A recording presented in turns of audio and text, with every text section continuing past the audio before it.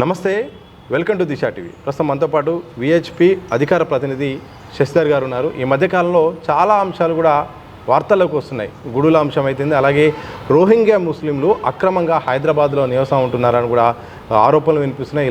ఇదే సందర్భంలో విహెచ్పి కూడా ఫిర్యాదులు కూడా చేస్తున్నాయి.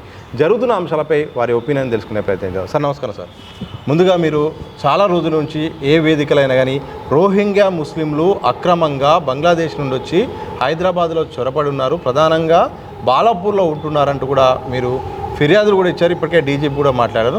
వాస్తవానికి ఏం జరుగుతుంది, ఇంత పెద్ద ఎత్తున రావడానికి గల కారణం ఏంటి?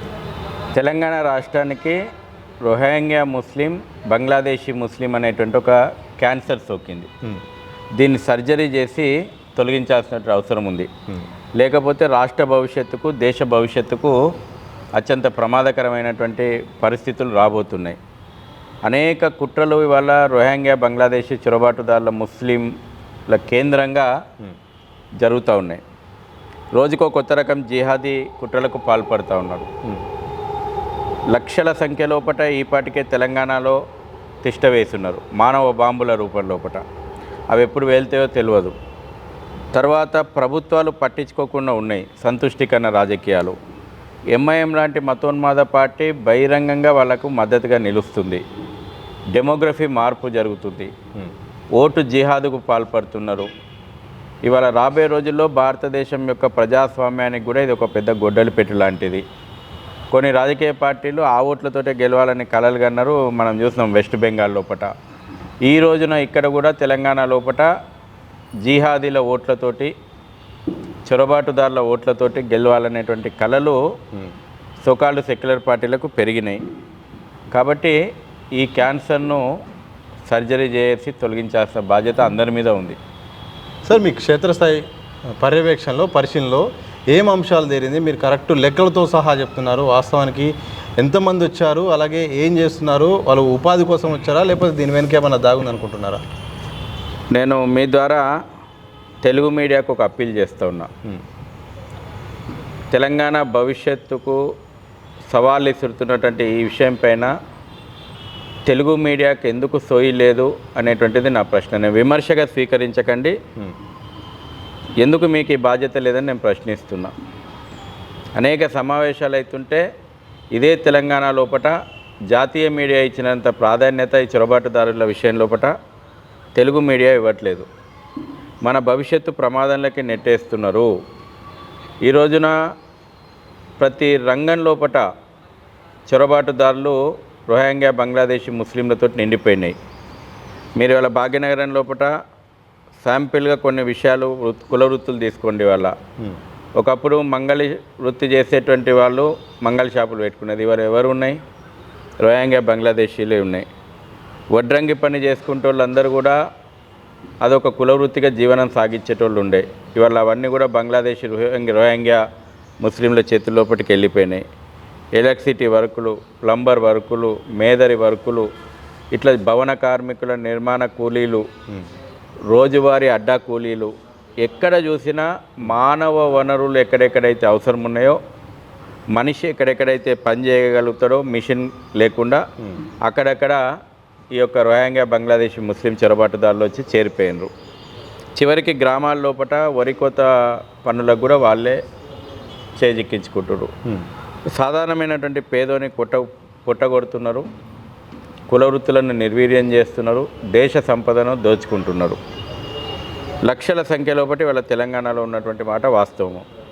ఒక బాలాపూర్ పోలీస్ స్టేషన్ పరిధి లోపటినే 6,993 మంది రోహింగ్యా ముస్లిం అక్రమ చొరబాటుదారులు ఉన్నారని సాక్షాత్తు రాష్ట్ర హైకోర్టు ముందర రాష్ట్ర ప్రభుత్వం అంగీకరించింది. కేవలం రోహింగ్యా ముస్లింలు, బంగ్లాదేశ్ ముస్లింలు కాదు. అదే అదనంగా ఒక పోలీస్ స్టేషన్ పరిధి లెక్క.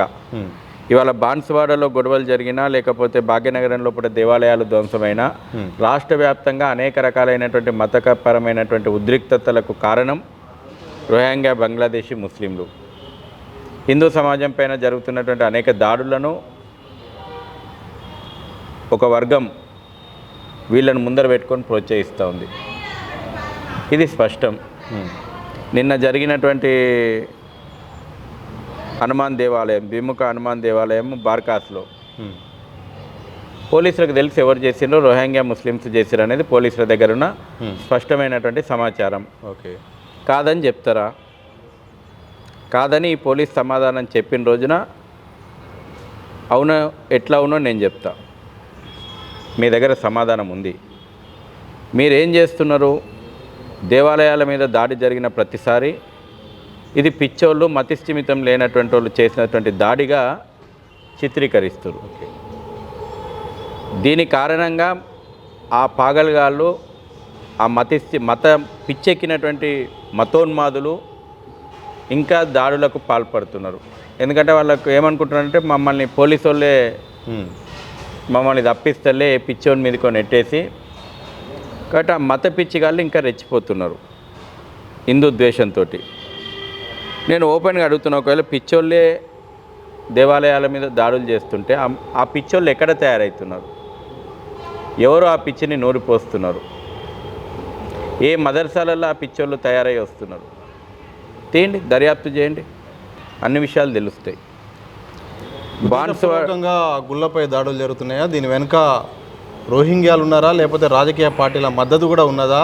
ఎందుకు పోలీసులు కూడా త్వరితగతిన ఈ విషయంలో చర్యలు తీసుకోవాలి? 15 నిమిషాలు టైం కోరుతున్నటువంటి మతోన్మాదం దీని వెనుక ఉంది. రజాకార్ ఎజెండా దీని వెనుక ఉంది. రోహింగ్యా బంగ్లాదేశ్ ముస్లింల అక్రమ చొరబాటుదారులు దీన్ని వెనకాల ఉన్నారు. సంతుష్టికరణ రాజకీయాలు దీని వెనకాల ఉన్నాయి. ఓటు బ్యాంకు రాజకీయాలు దీని వెనకాల ఉన్నాయి. హిందూ ద్వేషం దీని వెనకాల ఉంది. హిందూ సమాజంలో ఉన్నటువంటి బలహీనతలు దీన్ని అరికట్టలేకపోతున్నాం. వరుసగా గుళ్ళపై దాడులు జరుగుతున్నాయి. ఒకటి ఇటు జిల్లాల్లో జరుగుతున్నాయి, ఇటు హైదరాబాద్లో మొన్న మల్కాజిగిరి, అది మర్చిపోకముందే తాజాగా చంద్రాయనగుట్ట, ప్రతి వారం 15 రోజులకు ఒకసారి జరుగుతున్నాయి. ఈ దాడుల వెనుక ఏం జరుగుతుంది? ఉద్దేశపూర్వకంగానా? ఏం జరుగుతుంది? ఎట్లా చూడవచ్చు? అక్బరుద్దీన్ ఓవైసీ ఏమన్నాడు మొన్న? నాకు రావు అవసరం లేదు, రెడ్డి అవసరం లేదు, కల్మా చదువుతాడే నాకు కావాలన్నాడు. దారులు ఇస్లాం చేస్తామంటున్నారు ఈ దేశాన్ని. ఇది ఇవాళ మీకు జరుగుతున్నటువంటి దాడులు కాదు. ఈ రజాకార్ భావజాలం 1930 నుంచి హైదరాబాద్ సంస్థానంలో కొనసాగిస్తున్నటువంటి దాడులు ఈరోజు ఇంకా పరాకాష్ఠకు చేరుకున్నాయి. ఎందుకనంటే కాంగ్రెస్ అంటే ముస్లిమ్స్, ముస్లిమ్స్ అంటే కాంగ్రెస్ అనేటువంటి పార్టీ అధికారంలో ఉంది. ఈ రాష్ట్రంలో కాంగ్రెస్ పార్టీ అధికారంలో లేదు. ఈ రాష్ట్రం లోపల ముస్లిమ్స్ పార్టీ అధికారంలోకి ఉంది. నేను చెప్తుంది కాదు, ఇది సీఎం అయిపోయినా ముఖ్యమంత్రి రేవంత్ రెడ్డి చాలా స్పష్టంగా చెప్పిండు. ఒక్క కాంగ్రెస్ నేత దీని మీద స్పందించలేదు. మౌనం వాళ్ళ అర్ధాంగీకారం. కాంగ్రెస్ అంటే ముస్లిమ్స్, ముస్లిమ్స్ అంటే కాంగ్రెస్ అని అంటే ఈ రాష్ట్రంలో కాంగ్రెస్ ప్రభుత్వం లేదు, ముస్లింల ప్రభుత్వం ఉంది. మొన్న మాలేగావ్లో ఎట్లయితే ముస్లింల పార్టీ గెలిచిందో ఈ తెలంగాణ రాష్ట్రంలో కూడా ముస్లిం పార్టీ గెలిచింది. కాబట్టి దాని యొక్క అస్తం చేతి ఎవరితోటి కలిపిండు అంటే గతంలో స్టీరింగ్ పట్టుకున్నటువంటి ఓవైసీ స్టీరింగ్ వదిలిపెట్టి ఇప్పుడు అస్తం జోడించిండ్రు. బీఆర్ఎస్ కాంగ్రెస్ స్టీరింగ్ వదిలిపెట్టిండు. ఎవరు అధికారంలో ఉంటే వాళ్ళ సంకన చేరి వాళ్ళ రజాకార్ ఎజెండా అమలు చేసుకోవడం, వాళ్ళ ఎజెండా వాళ్ళు క్లారిటీ ఉన్నారు. క్లారిటీ లేనిది ఈ వాళ్ళతోటి దోస్తాని చేస్తున్నటువంటి కాంగ్రెస్ పార్టీ, వాళ్ళతోటి దోస్తాని చేస్తున్నటువంటి బీఆర్ఎస్ పార్టీ, వాళ్ళను పొగుడుతున్నటువంటి కుహానా సెక్యులర్ పార్టీలు, వాళ్ళు చాలా క్లారిటీ ఉన్నారు. ఈ రాష్ట్రం లోపల ఉమ్మడి ఆంధ్రప్రదేశ్ ఎంఐఎం పుట్టినప్పటి నుంచి నేను చరిత్ర తీసుకో, ఎవడు అధికారంలో ఉంటే వాళ్ళ సంఖ్యలో ఉంటాడు.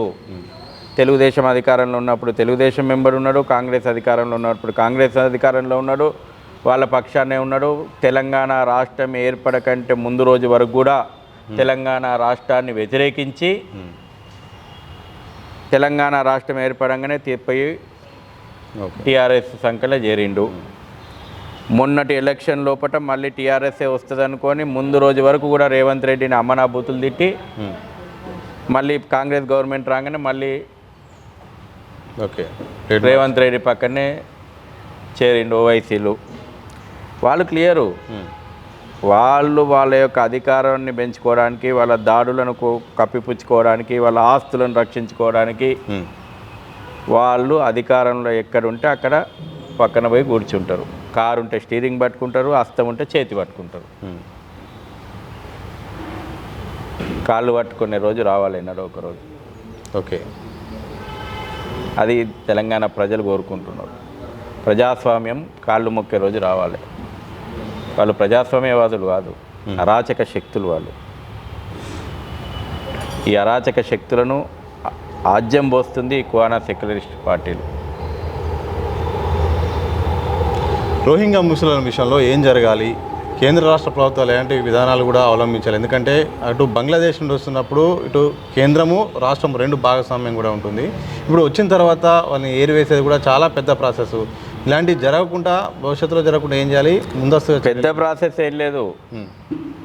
వాడిని గుర్తించాలి, అరెస్ట్ చేయాలి, తిప్పి పంపాలి. Detect, detain, deport. ఈ ప్రభుత్వాలు అనుకుంటే చేయగలుగుతాయి. ఓకే. అస్సాంలో తన్ని తరుముతలేడా?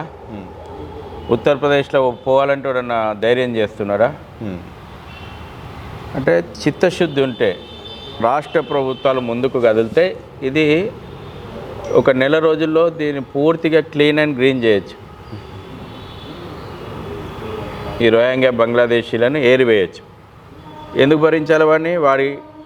వాడు నిజంగానే వాడు మత హింసకు గురైతే వాడు బంగ్లాదేశ్ ఎందుకు పోతలేడండి?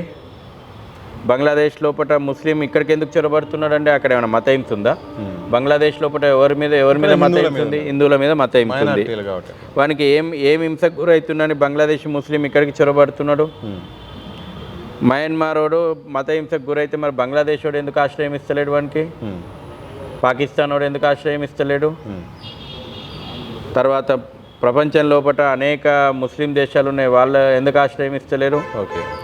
వాళ్ళ స్ట్రాటజీ లోపల ఇస్లాం వ్యాప్తి విషయం లోపల, ఇస్లాంను ఎక్స్పాన్షన్ చేసేటువంటి విషయం లోపల, ఇస్లాం రాజ్యాలను సృష్టించేటువంటి విషయం లోపల ప్రపంచవ్యాప్తంగా వాళ్ళ స్ట్రాటజీ చాలా స్పష్టంగా ఉంది.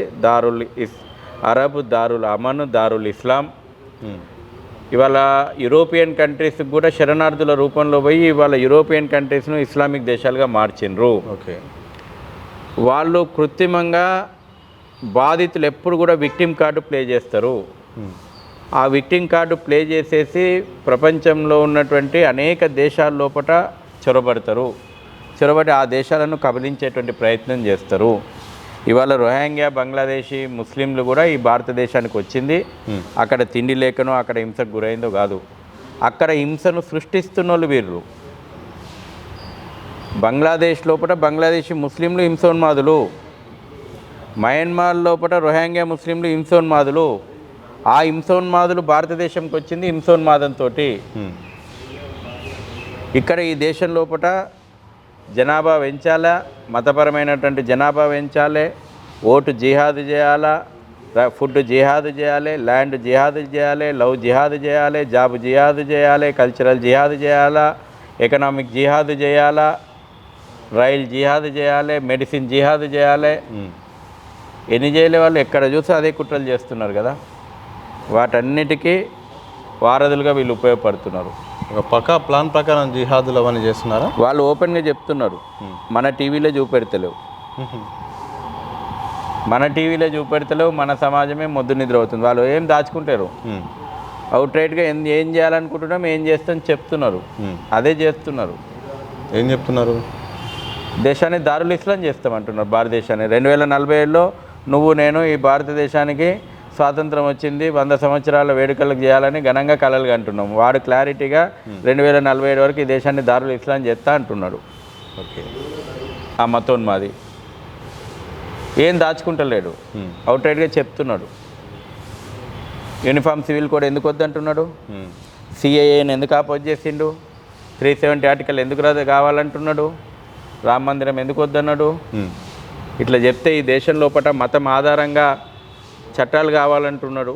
కొంతమ్మ కోరికలు కోరుతున్నాడు, మతపరమైనటువంటి రిజర్వేషన్లు అడుగుతున్నాడు, వక్ఫ్ బోర్డు మీద ల్యాండ్ జిహాద్కు పాల్పడుతున్నాడు. రాజ్యాంగం మాకు భారతీయ చట్టాలు పనికిరావు అంటున్నాడు. రాజ్యాంగం మాకు అక్కర్లేదు, షరియత్లా తీసుకొస్తామంటున్నాడు. అంబేద్కర్ రాసిచ్చినటువంటి రాజ్యాంగం హిందువులకే మాకు ప్రథమమైనటువంటి లా షరియత్ చట్టం అంటున్నాడు. ఎవడన్నా దాచుకుంటుండా? ఎవరి మీద ఒక్కనైనా కేసు అవుతుందా? ఒక్కడి మీదైనా చట్టం చర్య తీసుకుంటుందా? 15 నిమిషాలు ఇస్తే హిందువులను ఊచకొత్తగా వస్తానటువంటి అక్బరుద్దీన్ ఓవైసీ కాడ ఆంబోతు లెక్క ఇంకా వాగుతున్నాడు. తీసుకుపోయి బొక్కలేసి చట్టం ఎట్లుంటుందో రుచి చూపెడితే వీడు 15 నిమిషాలని మళ్ళీ వాడు వాగుతాడా? వాని వారసులు ఇంకోడు మొన్న ముంబైలో వాగుతూ ఉన్నాడు. ఇంకోటి వచ్చి గల్లీలు సరిపోరా మేము బయటకు వస్తే అని వాగుతాడు. నిన్నగాక మొన్న ఒక పిల్ల గెలిచింది ముమ్రా లోపల మొత్తం గ్రీన్ చేసేస్తుందట. ఆమె కూడా 15 నిమిషాలు టైం కావాలంటుంది. మొన్న మాలేగావ్ లోపల ఒక మున్సిపాలిటీ లోపల ముస్లిం పార్టీ గెలిస్తే అంబేద్కర్ ఫోటోకు స్థానం లేదు, మహాత్మా గాంధీ ఫోటోకు స్థానం లేదు, ఛత్రపతి శివాజీ ఫోటోకు స్థానం లేదు. 3 తీసి మతోన్మాది టిప్పు సుల్తాన్ ఫోటో పెట్టుకున్నారు. అర్థమైతలేదా? వాళ్ళ డెమోగ్రఫీ ఓటు పరంగా అధికారం వాళ్ళ చేతిలోకి వచ్చినప్పుడు, మతోన్మాదుల చేతిలోకి వచ్చినప్పుడు ఏం చేస్తామో శాంపిల్స్ కళ్ళ ముందర చేసి చూపెడుతుండ్రు. ఓకే, ఇది ట్రయల్స్ అనుకుంటున్నారు. ట్రయల్స్ మన కళ్ళకి కనబడుతుంది ట్రైలరు. సినిమా రిలీజ్ అయ్యే వరకు వెయిట్ చేద్దామంటే మన కర్మ. త్వరలో సినిమా చూపించబోతున్నారు. ఆ సినిమాలు ఏం నడవవు. హిందూ సమాజం తిప్పి కొడుతుంది. వాళ్ళు కలలుగా అంటున్నారు, కానీ వాళ్ళకి చెప్తా ఉన్న బిడ్డ, హిందూ ధైర్యవంతుడి ప్రపంచం లోపల, హిందూ శక్తివంతుడు, హిందువు పోరాటం చేసి నిలబెట్టుకున్నటువంటి చరిత్ర హిందూకే ఉంది. అందుకే వాళ్ళు హిందూగా మిగిలినాం మేము. మా చరిత్ర ఇది. మీ అక్బర్లతోటి, ఔరంగజేబులతోటి, బాబాలతోటి, గజనీలతోటి, గోరీలతోటి, తుగ్లక్లతోటి, ఖిల్జీలతోటి, బహుమనీలతోటి, సుల్తాన్లతోటి, పఠాన్లతోటి, నవాబులతోటి తరిమినాం మేము. అది హిందూ చరిత్ర. ఎవరైతే ఈ మతోన్మాదు ఉండడో, ఏ గజ్వా ఏ హిందీ చేస్తామని మాట్లాడుతున్నటువంటి ఓ మతోన్మాదులారా, ఇగో నేను చెప్పిన కదా లిస్టు, మీ పూర్వీకులను తరిమినం బిడ్డ. ఇవాళ కూడా హిందూ సమాజం అంత చైతన్యంగా ఉంది. మీ కళలు నిజం కావు. ఈ దేశం ఎన్నటికీ గజ్వాయ హిందూ కాదు, ఎన్నటికీ ఈ దేశం దారుల్ ఇస్లాం కాదు. ఈ దేశం హిందుస్థాన్ లెక్కనే ఉంటుంది. ఈ దేశం హిందుస్థానే. ఈ దేశం ఎన్నటికైనా భారతే. థ్యాంక్ యూ అండి. ఇది మొత్తంగా అక్రమంగా బంగ్లాదేశ్ నుండి అయితే మాత్రం ముస్లింలు, అలాగే రోహింగ్యా ముస్లింలు కూడా ఇటు దేశంలోకి వస్తున్నారు. అలాగే హైదరాబాద్లో కూడా వేలాది సంఖ్యలో కూడా వస్తున్నారు. ఉపాధి పేరు మీద, బాధితుల పేరు మీద ఇక్కడికి వచ్చి కూడా వాళ్ళు జిహాద్ సంబంధించిన చాలా యాక్టివిటీస్ కూడా చేసి ఇక్కడ విచ్ఛిన్నం చేసే ప్రయత్నాలు కూడా చేస్తున్నారు. మానవ బాంబులు కూడా కాబోతున్నారు. కానీ ఎన్ని కుట్రలు చేసినా కానీ ఇక హిందువుల జోలికి వస్తే మాత్రం వదిలేదే లేదు. తరిమేస్తాం. ఇకనైనా ఆ చర్యలు మానుకోవాలి. ఇక రాష్ట్ర ప్రభుత్వాలు కూడా ఈ విషయంలో కట్టడి చేసుకోవాలి. నెల రోజులు కేటాయిస్తే మాత్రం మొత్తం ఈ ఏరివేత ప్రాసెస్ కూడా జరిగిపోతుంది. ఎక్కడి నుండి వచ్చిన వాళ్ళు అక్కడికి వెళ్ళే అవకాశం ఉంటుంది. కానీ ప్రభుత్వాలు ఆ కమిట్మెంట్తో ఉండాలి. లేకపోతే మాత్రం భవిష్యత్తులో చాలా సమస్యలను, ప్రమాదాలను కూడా ఎదుర్కోవాల్సి వస్తుందని కూడా విహెచ్పి సంబంధించిన జాతీయ అధికార ప్రతినిధి శశిధర్ గారు చెప్పిన సందర్భం కనిపిస్తుంది. కెమెరా పర్సన్ మధుతో సతీష్, దిశా టీవీ, హైదరాబాద్.